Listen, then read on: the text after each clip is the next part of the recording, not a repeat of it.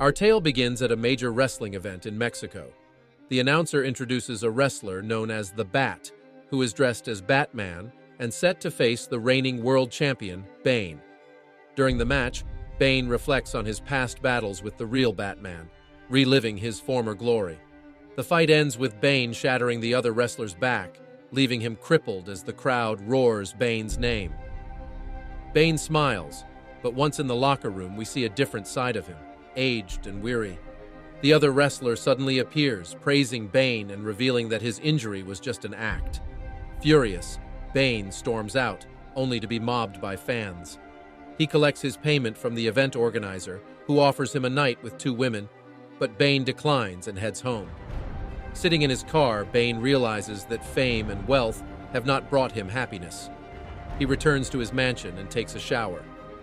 In this universe, Bane is an older man, no longer under the influence of venom, the drug that once fueled his strength.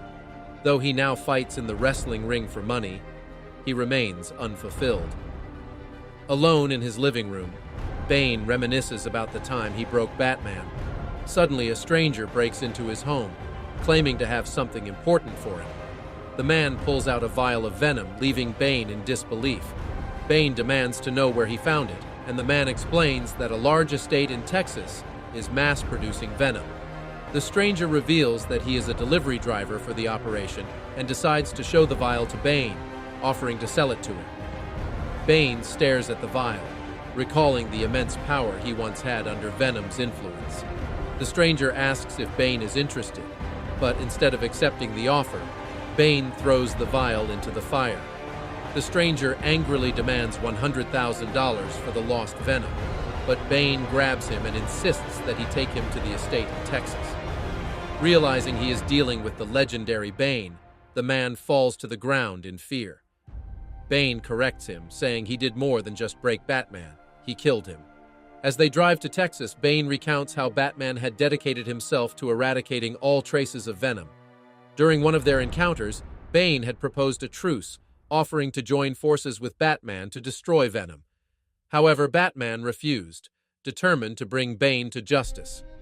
Bane suggests that Batman's refusal was rooted in his own fear of falling back into addiction, urging Bruce to let go of his anger and work together for a greater cause. Back in the present, Bane asks the young man why he is involved with drug dealers at such a young age. The man explains that he was born into it. His father was a venom dealer who was caught and left him with a debt to pay. The young man hoped that by selling venom he could escape his past and start a new life. When they arrive at a hill overlooking the estate, Bane suggests waiting until nightfall to strike.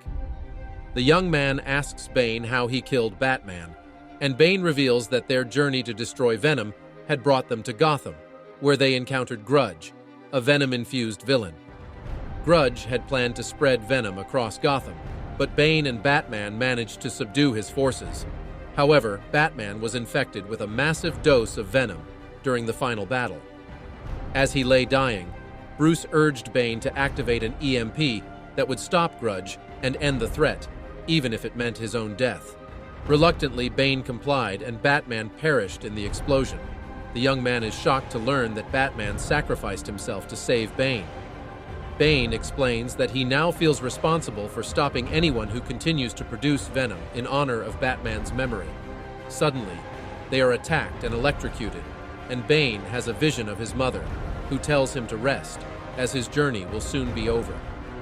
He awakens to find himself being tortured by his captors, who reveal that the young man has been dealt with, having served his purpose in luring Bane into a trap. They mock Bane for his weakness, before preparing to take him to their master. Bane realizes that Dr. Porter, the creator of venom, is still alive. He escapes, killing his captors one by one, and eventually finds the venom factory. Dr. Porter, now an old man, greets Bane and reveals that he has finally perfected venom, hoping to leave a lasting legacy before he dies.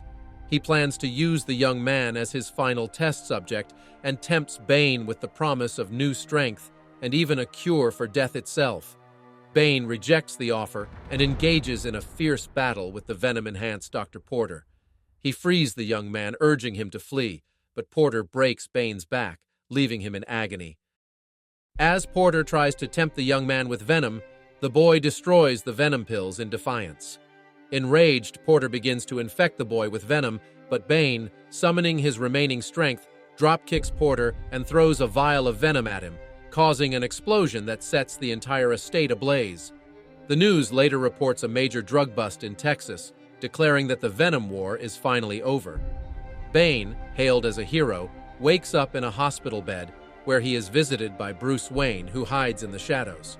Bruce reveals that he had been investigating the Venom supply chain, but Bane had reached the source before him. Thanking Bane for his efforts, Bruce says his goodbyes, but Bane begs for one last fight, hoping to find release from his suffering. Bruce faces Bane and tells him that everyone struggles, but they must strive to inspire good. He challenges Bane to find a new purpose in life. In the future, Bane sells his mansion and leaves his past behind, taking the young man with him. Though Bane was forged in darkness, he now seeks to live in the light,